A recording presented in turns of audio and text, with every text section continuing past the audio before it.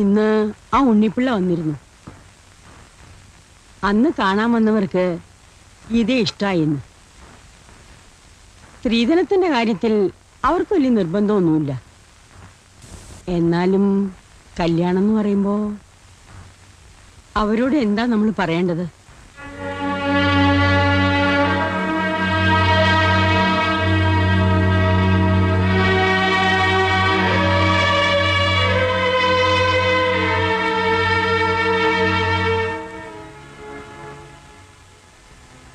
ആരോട് ദേഷ്യപ്പെട്ടിട്ടാ ചേട്ടൻ ഊണ് കഴിക്കാതിരിക്കുന്നത്? ആരോടുമില്ല, ദേഷ്യം എന്നോട് തന്നെയാ.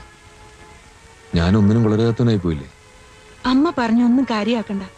അല്ലെങ്കിൽ തന്നെ ആർക്കെവിടെ കല്യാണത്തിന് തിരക്ക്? ഉണ്ണിപ്പിള്ള വരുമ്പോ ഞാൻ പറഞ്ഞോളാം എനിക്ക് ആ ബന്ധം ഇഷ്ടായില്ലെന്ന്. ആദ്യം നമ്മുടെ പ്രശ്നങ്ങളൊക്കെ തീരട്ടെ. ഇങ്ങനെ പോയ പ്രശ്നങ്ങളൊന്നും തീരും തോന്നില്ല. ഞാൻ ജനിച്ച തെറ്റായി പോയത്.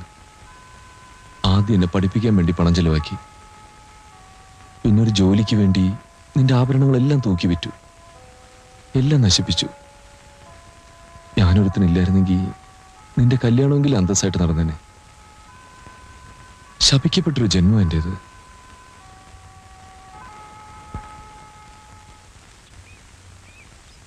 This is a very complicated case. ഈ പ്രതിക്ക് വട്ടുണ്ടോ? അല്ല, ഞാൻ ചോദിച്ചത് സാമാന്യ ബുദ്ധിയുള്ള ആരും ഇങ്ങനെ പെരുമാറുമെന്ന് തോന്നുന്നില്ല. കൊല്ലുന്നതിൽ യാതൊരു കുഴപ്പമില്ല. എന്തിനാ അയാൾ കുറ്റം ഏൽക്കാൻ പോയത്? പോക്കറ്റ് നിറച്ച് കാശും എന്നെ പോലെ ബുദ്ധിയുള്ള ഒരു വക്കീലും ഉണ്ടെങ്കിൽ ഏത് കൊലക്കേസ് നമുക്ക് ഊരാം. You are very late. എന്നെ നേരത്തെ വന്ന് കാണായിരുന്നില്ലേ? ഒരു വക്കീലിനെ വെക്കാൻ അദ്ദേഹം സമ്മതിച്ചില്ല. രോഗിയോട് ചോദിച്ചിട്ടല്ല രോഗത്തിന് ചികിത്സിക്കേണ്ടത്. വളണ്ടറി കൺഫെഷനും കഴിഞ്ഞു, വിധിയും വന്നു കഴിഞ്ഞു. ഇനി കേസ് റീഓപ്പൺ ചെയ്യാൻ വളരെ ബുദ്ധിമുട്ടാണ്. അയ്യോ, അങ്ങനെ പറയരുത് സാർ. സാറ് വിചാരിച്ചാൽ എന്തെങ്കിലും പഴുതുണ്ടാക്കാൻ കഴിയുമെന്ന് എല്ലാവരും പറയുന്നത്. അത് ശരിയാണ്. വല്ല പഴുതുണ്ടാക്കാൻ എന്നെ കൊണ്ടേ സാധിക്കൂ. സീനിയർ വക്കീലന്മാർ വരെ ഡൗട്ട്സ് ക്ലിയർ ചെയ്യുന്നത് എന്നോട് ചോദിച്ചിട്ടാണ്. നിയമപുസ്തകങ്ങൾ എനിക്ക് മനഃപാഠമാണ്. വക്കീലായ എന്റെ അച്ഛൻ പോലും പറയുന്നത് ബുദ്ധിശക്തിയിലും ഓർമ്മശക്തിയിലും ഞാനൊരു കമ്പ്യൂട്ടറാണെന്നാ. പലരും പറഞ്ഞു കേട്ടിട്ടുണ്ട്. പോട്ടെ, പ്രതി സഹകരിക്കുമോ? തീർച്ചയായും സഹകരിക്കും. താൻ എന്റെ ഓഫീസിൽ ചെന്നിരിക്കും. ബാക്കി എവിടെ വെച്ച് സംസാരിക്കാം. ഞാൻ ആലോചിക്കട്ടെ.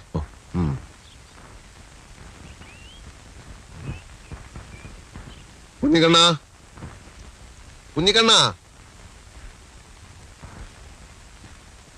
എടോ കുഞ്ഞിക്കണ്ണ. പതുക്കെ വിളിച്ചാൽ എനിക്ക് കേൾക്കാൻ കഴിയും. വെള്ളയപ്പം, മുട്ടറോസ്റ്റ്, പഴംപുഴുങ്ങിയ ഇതൊക്കെ വേണമെന്നല്ലേ പറഞ്ഞ് കുറച്ച് സമയം പിടിക്കും. അതിൻ്റെ ഇടയിൽ വേറെ പണി പറഞ്ഞാൽ ഇതും നടക്കൂല അതും നടക്കൂല. മെഷീൻ അല്ലേ ഞാൻ.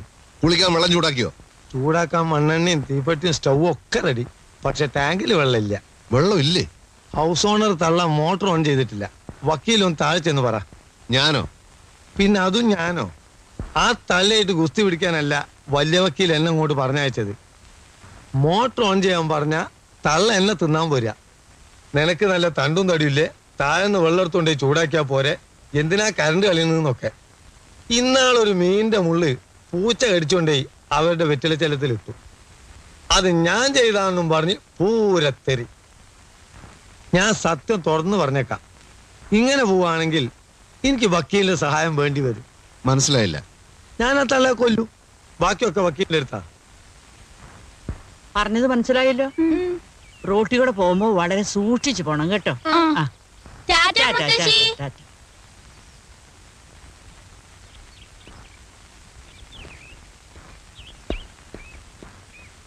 വക്കീലെ, ഒരു കാര്യം ഞാൻ പറഞ്ഞേക്കാം. നിങ്ങളെ കാണാൻ വരുന്ന ആളുകളുണ്ടല്ലോ, വായ നിറച്ച് മുറുക്കി ഈ മിറ്റത്ത് തുപ്പടുത് നിർത്തിച്ചില്ലെങ്കിൽ എന്റെ സ്വഭാവം മാറും. എന്റെ സ്വഭാവം മാറി കഴിഞ്ഞു. വൈകുന്നേരം ഞാൻ വരുമ്പോഴേക്ക് ടാങ്കിൽ വെള്ളം നിറച്ചില്ലെങ്കിൽ എന്റെ സ്വഭാവം ഞാൻ കാണിക്കും. ചീത്തയായാൽ ഞാൻ മഹാ ചീത്തയാ. ഈ തള്ളയുടെ ധിക്കാരം അവസാനിപ്പിക്കാതെ നമുക്ക് ഇവിടെ സ്വൈരായി ജീവിക്കാൻ പറ്റില്ല. ഞാൻ മേലാണെങ്കിൽ അത് തിന്നത്രേ. അതിന് ഈ തള്ളക്ക് എന്താ ചെയ്തോ? ആരാണ് നിന്റെ തള്ള? ഞാൻ വക്കീലായിട്ടാ സംസാരിക്കുന്നത്. വേലക്കാരന്റെ സ്ഥാനത്ത് നിന്നാ മതി. അതിനാരാ ഇവിടെ വേലക്കാരൻ? ഞാൻ വക്കീലിന്റെ ബന്ധുവാ. അതേന്ന്, ഞങ്ങൾ ബന്ധുക്കളായിട്ട് വരും. അതൊക്കെ പോട്ടെ. വൈകുന്നേരം ഞാൻ വരുമ്പോ മുകളിൽ ടാങ്കിൽ വെള്ളമില്ലെന്ന് പറഞ്ഞാൽ ഇവിടെ എന്തൊക്കെയാ സംഭവിക്കാന്ന് എനിക്ക് ഇപ്പൊ പറയാൻ പറ്റില്ല. എടോ കുഞ്ഞുകണ്ണ, ഓ ഇങ്ങ് വന്നേ. ഏത് വകയിലാ നീ എന്റെ ബന്ധുവാകുന്നത്? വേറെ ഒന്ന് രണ്ടാളോട് നീ ഇത് പറഞ്ഞതായിട്ട് ഞാൻ കേട്ടു, അതുകൊണ്ടാ ചോദിക്കുന്നത്. അതിപ്പം വക്കീലിന്റെ ഇളച്ചന്റെ. നിർത്ത്. എനിക്ക് ഓർമ്മയുള്ള കാലം തൊട്ട് നിന്റെ അമ്മയ്ക്ക് എന്റെ വീട്ടിൽ ചട്ടിയും കലവും കഴുകലായിരുന്നു പണി. അങ്ങനെയുള്ള തുക്കട ഫാമിലി അല്ലടാ Nenmara family. Don't repeat it bloody fool. അങ്ങോട്ട് പറയേ.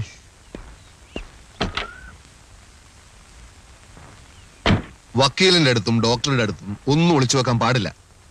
താനൊരാളെ കൊന്നു, പോലീസ് തന്നെ അറസ്റ്റ് ചെയ്തു, കേസ് കോടതിയിൽ വന്നു, കൂട്ടക്കേറിയെന്ന് താൻ പറഞ്ഞു ഞാൻ തന്നെയാണ് കൊന്നതെന്ന്. കുറ്റം ചെയ്തവന്മാരൊക്കെ അങ്ങനെ പറയാൻ തുടങ്ങിയാൽ പിന്നെ ഞങ്ങൾ എന്തിനാണോ ഈ കോട്ടുകൂട്ട് നടക്കുന്നത്?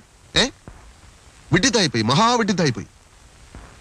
അഡ്വക്കേറ്റ് PS നെന്മാറ, എന്താണാവോ ഇദ്ദേഹത്തിന് വേണ്ടത്? കഴിഞ്ഞതൊക്കെ കഴിഞ്ഞു, ഒന്നും പേടിക്കണ്ട, തന്നെ ഞാൻ രക്ഷിക്കാം. എങ്ങനെ? പട്ടാപ്പകല് നടു റോട്ടിൽ വെച്ച് 100 കണക്കിന് സാക്ഷികളുടെ മുമ്പിൽ വെച്ച കുനിശ്ശേരി കുഞ്ഞു മുഹമ്മദിനെ അയാളുടെ അളിയൻ ഇസ്മായിൽ കുത്തിക്കൊന്നത്. പക്ഷെ ഇസ്മായിൽ ബുദ്ധിയുള്ളവനാ. കോസ്മോപൊളിറ്റൻ ക്ലബിൽ ചീട്ട് കളിച്ചുകൊണ്ടിരുന്ന എന്റെ അടുത്ത് നേരെ വന്ന് വിവരം പറഞ്ഞു. വലിയ കോളിളക്കം ഉണ്ടാക്കിയ കേസായിരുന്നു അത്. പക്ഷെ എന്തായി? ഇസ്മായിലിന്റെ രോമം തൊട്ടില്ല. കുറ്റം സമ്മതിക്കാൻ തന്നെ ആരാ പ്രേരിപ്പിച്ചത്? എന്താ തന്റെ ഉദ്ദേശം? നമുക്ക് അപ്പീൽ കൊടുക്കുന്ന വക്കീൽ പറയുന്നത് വളണ്ടറി കൺഫെഷൻ അല്ലെന്ന് കോടതി പറയാം. CRPC 374, 375 മെമ്മോ ഓഫ് അപ്പിയറൻസ് അടക്കം അപ്പീൽ ഫയൽ ചെയ്യാം. എന്നെ പുറത്തിറക്കാനാണോ? എന്താ വിശ്വാസമില്ലേ? വോളണ്ടറി കൺഫെഷൻ അല്ലെന്ന് നിങ്ങൾ എങ്ങനെയാ പ്രൂവ് ചെയ്യാൻ പോകുന്നത്? ഈ കേസ് എന്നേക്കുമായി അവസാനിച്ചു കഴിഞ്ഞു. ഇതിന് റീ ഓപ്പൺ ചെയ്യുന്ന പ്രശ്നമേ ഇല്ല. താനൊരു മാനസിക രോഗിയായിരുന്നു എന്നുള്ള ഗ്രൗണ്ടിലായിരിക്കും എന്റെ അപ്പീൽ. പ്രൂവ് ചെയ്യാൻ ബുദ്ധിമുട്ടായിരിക്കും. സാധിക്കുമെങ്കിൽ ഈ ജീവപര്യന്തം ഒരു വധശിക്ഷയാക്കി മാറ്റി തന്നാ കൊള്ളാം. എന്താ, സാധിക്കുമോ? ഇയാള് ശരിക്കും ഒരു മാനസിക രോഗി തന്നെയാണോ? ജനു, എന്നെ കാണാൻ വരരുതെന്ന് ഞാൻ നേരത്തെ പറഞ്ഞിട്ടുണ്ട്. എന്നെ രക്ഷിക്കാൻ നോക്കണ്ട. അല്ല, അത് മനുഷ്യനെ വടിയാക്കരുത്. കോടതിയിൽ നിന്ന് തിരിയാൻ നേരമില്ലാത്ത എന്നെ ജയിലിൽ പിടിച്ചുകൊണ്ടൊന്ന് നാടകം കളിക്കുന്നു. Bloody fool. വക്കീലെ പ്ലീസ്, വക്കീലെ ഒന്ന് നിന്നേ. തന്റെ പടി നോക്കണം. ഞാൻ ഒന്ന് പറയുന്നത് കേൾക്കൂ. ഒന്നും എനിക്ക് കേൾക്കണ്ട. പ്ലീസ്, ഞാൻ ഒന്ന് പറയുന്നത് കേട്ടിട്ട് സംസാരിച്ചാൽ മതി. താൻ പോടോ. വക്കീലെ പ്ലീസ്, കേട്ടിട്ട് പോകൂ.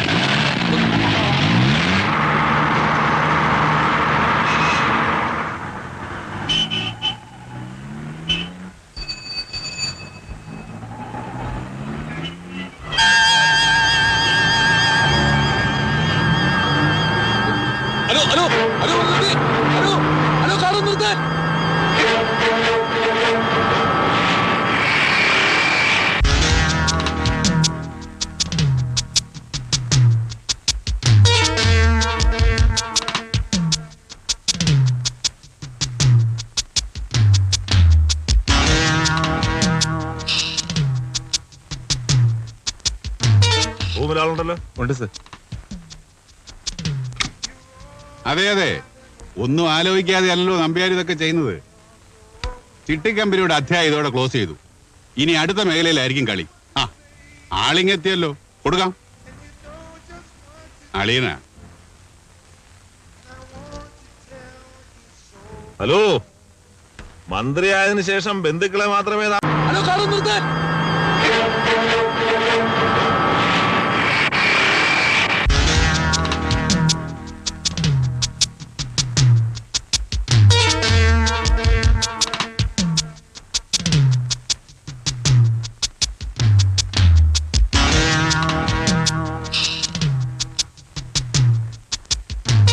റൂമിലാളുണ്ടല്ലോ. ഉണ്ട് സർ. അതെ, ഒന്നും ആലോചിക്കാതെ അല്ലല്ലോ നമ്പ്യാർ ഇതൊക്കെ ചെയ്യുന്നത്. ചിട്ടിക്കമ്പനിയുടെ അധ്യായം ഇതോടെ ക്ലോസ് ചെയ്തു. ഇനി അടുത്ത മേഖലയിലായിരിക്കും കളി. ആളിങ്ങെത്തിയല്ലോ, കൊടുക്കാം. അളിയന. ഹലോ, മന്ത്രിയായതിനു ശേഷം ബന്ധുക്കളെ മാത്രമേ താൻ വിളിക്കൂ അല്ലേ? അയ്യോ, ഞാൻ വെറും ഒരു പാപ്പരല്ലേ, ഒരു ചില്ലിക്കാശിന് പോലും വകയില്ലാത്തവൻ. പിന്നെ ബഹുമാനപ്പെട്ട മന്ത്രിയുടെ അളിയനും പോലീസ് സൂപ്രണ്ടിന്റെ മോനും ഒക്കെ സുഹൃത്തുക്കളായതുകൊണ്ട് ഒരുവിധം ഇങ്ങനെ കഴിഞ്ഞു കൂടുന്നു. ഇല്ല, 2 ദിവസം കൂടെ കഴിഞ്ഞിട്ടേ വീട്ടിലേക്ക് മാറുന്നുള്ളൂ. ആ ഗസ്റ്റ് ഹൗസിലോട്ട് വാ. പിന്നെ ഞങ്ങളൊക്കെ കൂടിയാ തന്നെ മന്ത്രിയാക്കിയെന്ന കാര്യം മറക്കരുത് കേട്ടോ. വയ്ക്കട്ടെ. പോയ കാര്യം എന്തായി? ലൈസൻസ് കിട്ടും. എന്റെ ഒരു അമ്മാവനുണ്ട് കായംകുളത്ത്, കണ്ണും ചെവിയൊന്നും കേൾക്കില്ല, പുള്ളിയുടെ പേരിൽ എടുക്കാം. യെസ്. ആഹാ, താനെങ്ങനെ ഇവിടെ എത്തി? ആ പിന്നെ നമ്മുടെ ചിട്ടി കമ്പനിയിലായിരുന്നു. ഓഹോ, കമ്പനി പൊളിഞ്ഞപ്പോ എന്നെ പോലെ തന്നെ ഇവരും അങ്ങ് കഷ്ടത്തിലായി. കമ്പനി പൊളിഞ്ഞത് എങ്ങനെയാണെന്ന് എനിക്കറിയാം. തന്നെ ഞാൻ അന്വേഷിക്കാൻ തുടങ്ങിയിട്ട് കുറെ നാളായി. സമ്പന്നന്മാർക്ക് ഒളിച്ചിരിക്കാൻ ഒരുപാട് സ്ഥലങ്ങളുണ്ടല്ലോ നമ്മുടെ നാട്ടിൽ. പാവപ്പെട്ട കുറെ മനുഷ്യർ അധ്വാനിച്ചുണ്ടാക്കിയ കാശാതാൻ തട്ടിയെടുത്ത്. അത് തിരിച്ചു കൊടുത്തില്ലെങ്കിൽ അനുഭവം വേറെ ആയിരിക്കും. എന്റെ പൊന്നനിയാ, ഞാൻ ഇനി എന്ത് ചെയ്യാനാ? എല്ലാം ഞാൻ കോടതി പ്രസന്റ് ചെയ്തതാ. കോടതി എന്നെ IP ആയി പ്രഖ്യാപിക്കുകയും ചെയ്തു. എന്ന് വെച്ചാൽ ഒരുത്തനും ഞാൻ ഇനി കടം വീട്ടേണ്ടതില്ല. IP 5 സ്റ്റാർ ഹോട്ടലിൽ സ്കോച്ച് കുടിക്കുന്ന പാപ്പര്, നാട്ടുകാരുടെ പണം പറ്റിച്ചെടുത്ത് കള്ളക്കണക്കുണ്ടാക്കി നഷ്ടം കാണിക്കുന്ന കുറെ കമ്പനികൾ, അതും വല്ലവന്റെയും പേരിൽ. ഇവിടെ നിന്ന് ബഹളം വയ്ക്കരുത്. ഞാൻ പറഞ്ഞിട്ടല്ലല്ലോ താൻ ജോലിക്ക് കയറുന്നത്. ഡേവിഡ് ആണ് തന്നെ പരിചയപ്പെടുത്തിയത്. അയാൾ മരിച്ചുപോയി. ഇനി എന്തെങ്കിലും ഉണ്ടേ കോടതി ചെല്ല്. ഓ വേണ്ട, അല്ലാതെ തന്നെ നിങ്ങളെ ഞാൻ നേരിടും. നിയമം വളച്ചൊടിച്ച് കോടതി മുമ്പിൽ നിങ്ങൾ പാപ്പറായിട്ടുണ്ടാകാം. പക്ഷെ RK നമ്പ്യാരുടെ സ്ഥാവര ജംഗമ സ്വത്തുക്കൾ എവിടെയാണെന്നും ആരുടെയൊക്കെ പേരിലാണെന്നും ഇവിടുത്തെ നാട്ടുകാർക്കറിയാം. നിങ്ങളുടെ കള്ളത്തരങ്ങളെ കുറിച്ചുള്ള കുറെ തെളിവുകൾ എന്റെ കയ്യിലുണ്ട്. അത് ജനങ്ങളുടെ മുമ്പിൽ നിരത്തി തന്നെ കൊണ്ട് ഒരു തീരുമാനം എടുപ്പിക്കും.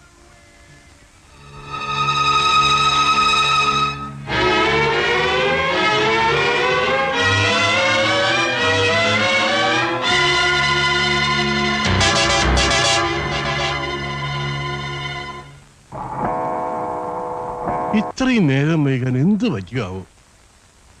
നീ ആവശ്യമില്ലാതെ അവനെ കുറ്റപ്പെടുത്തരുത് കേട്ടോ. ഞാൻ എപ്പോഴാ കുറ്റപ്പെടുത്തിയത്? നീ എപ്പോഴും അവനെ വിഷമിപ്പിക്കുന്ന കാര്യങ്ങളെ പറയാറുള്ളൂ. ഞാൻ ആരെയും വിഷമിപ്പിക്കാൻ വേണ്ടി ഒന്നും പറയാറില്ല. ഇവിടെയുള്ളവർക്കാർക്കും എന്റെ വിഷമം മനസ്സിലാവാത്ത. നിങ്ങൾ ഇങ്ങനെ തർക്കിക്കുന്ന എന്തിനാ? അച്ഛൻ പോയി കിടന്നേ, പുറത്ത് മഞ്ഞുണ്ട്. എന്തോ ഉറക്കം വരുന്നില്ല.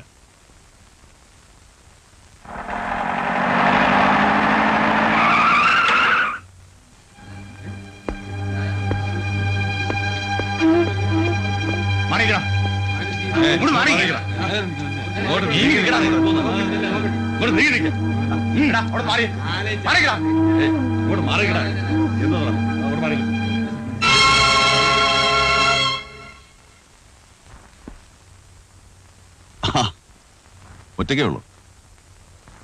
അവനെവിടെയെങ്കിലും ഒളിച്ചു നിൽപ്പുണ്ടോ? എന്റെ പൊന്നു വക്കീലെ, അവന് വട്ടാണ്. ശിക്ഷ അനുഭവിക്കുന്ന എനിക്കൊരു പ്രയാസമില്ല. പിന്നെന്താ അവനിത്ര വിഷമം? അപ്പീൽ കൊടുക്കണം, എന്നെ പുറത്തിറക്കണം. അവൻ അങ്ങനെ പലതും പറയും. ഇനി എന്നെ രക്ഷിക്കാൻ വേണ്ടി ചിലപ്പോ കുറ്റം ചെയ്ത് അവനാണെന്ന് കൂടെ പറയും. മണ്ടൻ വക്കീൽ അതൊന്നും ശ്രദ്ധിക്കണ്ട. അവനല്ലാതെ തന്നെ ഒരുപാട് കാര്യങ്ങൾ ചെയ്യാനില്ലേ? കടം വീട്ടണം, അനിയത്തെ കല്യാണം കഴിച്ച് അയക്കണം. ഇതൊക്കെ നമ്മൾ പറഞ്ഞു കൊടുത്തേ തീരുന്നു വെച്ചാൽ എന്ത് ചെയ്യും? വക്കീൽ ഇവിടെ വരെ വന്നുകൊണ്ട് പറയാ, ഇനി എന്നെ കാണാനായിട്ട് വരണ്ട എന്ന് അവനോട് പറയണം. ജനാർദ്ദൻ ഇനി വരില്ല. ഇന്നലെ രാത്രി അയാൾ ആത്മഹത്യ ചെയ്തു. ഇന്ന് രാവിലെ റെയിൽവേ ട്രാക്കിലാണ് ബോഡി കണ്ടത്. രാത്രിയിൽ ഏതെങ്കിലും ട്രെയിനിന്റെ മുമ്പിൽ എടുത്തിയാടിയിരിക്കും. തന്നെ അയാൾക്ക് വലിയ ഇഷ്ടമായിരുന്നു.